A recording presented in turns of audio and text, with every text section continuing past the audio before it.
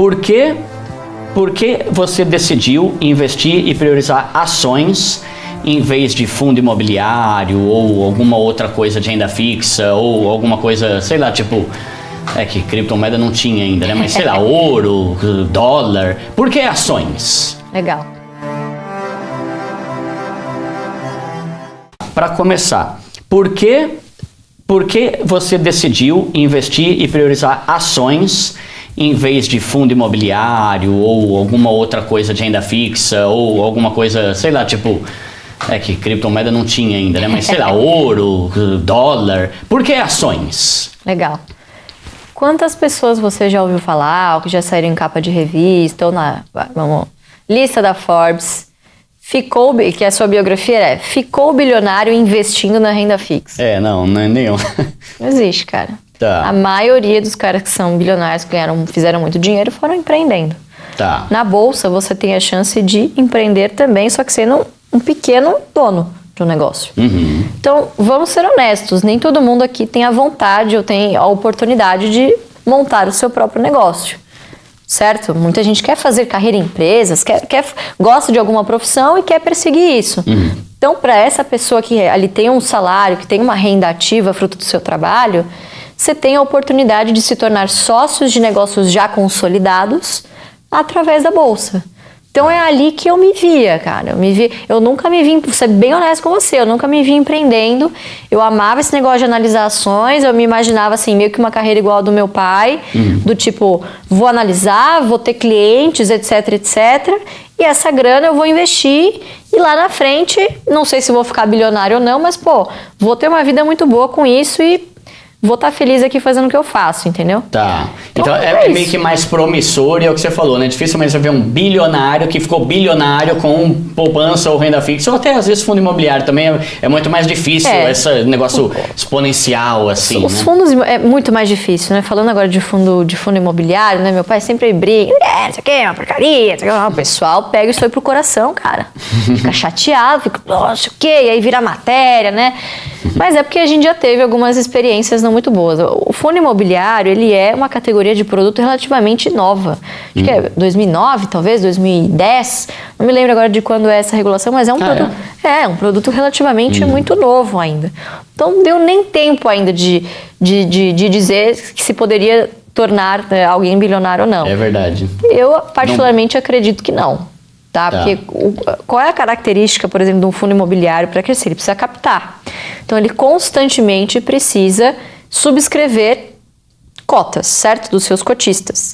Se em determinado momento você, ano após ano, não conseguir subscrever isso, você vai sendo diluído. Segundo ponto, boa parte dos fundos imobiliários cumprem à risca a distribuição de 95% dos seus lucros mensais, né? Então, dificilmente, numa estrutura que você não consegue se alavancar múltiplas vezes como uma empresa, e que você delega 100% as decisões para um gestor, etc., você conseguiria atingir as mesmas capacidades, né, de rentabilidade ao longo do tempo, como uma ação, né? É o que eu acredito. Então, é só por não gostar de perder tempo mesmo, por gostar de empresas, né? A gente também não investe no segmento imobiliário, né? A gente não tem construção civil, segmento imobiliário na carteira, justamente por essa coisa cíclica, né? Tá. E aí, então, vamos lá. Aí, se você puder explicar pra gente a estratégia, mas antes, deixa eu só tirar uma dúvida. Com ações, a gente tem basicamente duas formas de ganhar dinheiro. Sim. Primeiro é com a valorização da ação. Perfeito. Ou seja, a empresa começar a crescer pra caramba e a grana que eu botei lá, consequentemente, aumentar, né, proporcionalmente ali.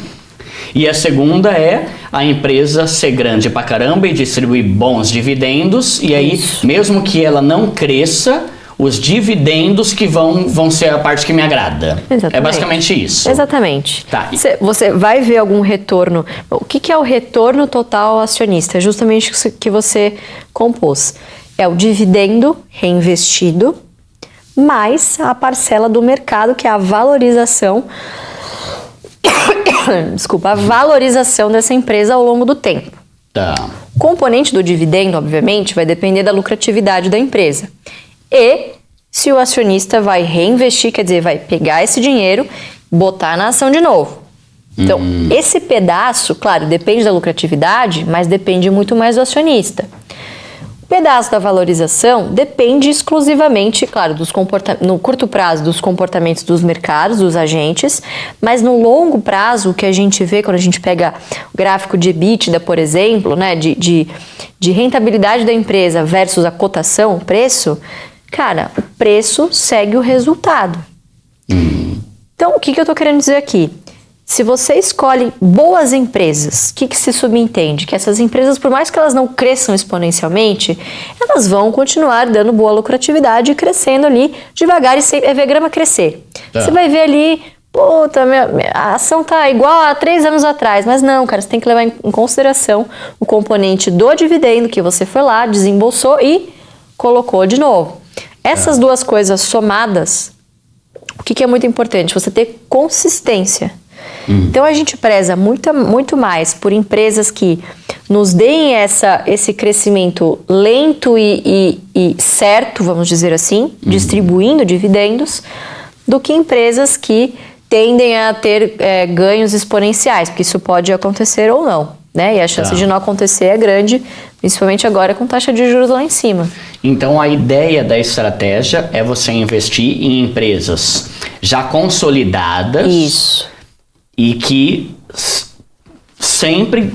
Porque muda, né, o dividendo, né, de tempos em tempos. Ou, tipo assim, como que eu sei se uma empresa vai distribuir o dividendo para todo mundo que é acionista ou se ela vai pegar uma parte da grana e investir nela mesma e o resto dividir? Muito bom. Tem regras para isso. Então, a nossa lei, o que a lei das SAs, né, das empresas de capital aberto, dizem? Pelo menos 25% do lucro tem que ser distribuído. 25%. 25%, um quarto. Entretanto, todas as empresas vão ter estatutos, é a carta magna de cada empresa. É esse documento que vai valer, até inclusive frente à lei. Então a lei fala, é 25% se a empresa for omissa. Como assim omissa? Se a empresa não disser nada no seu estatuto, na sua carta magna ali, cara, é 25%. Tá. Agora, se ela disser ali, o meu dividendo mínimo obrigatório do acionista é 50%, cara, essa é a lei da empresa. Vai ser 50%. E você tem acesso a esse estatuto quando você vai investir nela? 100%. Isso hoje é 100% transparente, tá? Num portal que se chama Relações com Investidores. Então, toda empresa tem, sei lá, Klabin RI, Banco do Brasil RI, né? Relação com investidores. Então, esse é o site que o investidor tem, gratuito, obviamente, com todas as informações transparentes ali sobre as características da empresa que ele quer investir. Tá. Então, esse é um critério muito fundamental. Mas então, dentro da estratégia, vocês vão sempre preferir as que dão o percentual máximo possível de dividendo? Possível, sim, exatamente. O máximo pode ser 100%? Pode ser, inclusive, mais de 100%. Ah, mais de 100? Mais de 100%. Como assim? Tipo, o cara tira do próprio bolso? O lucro não é caixa, né?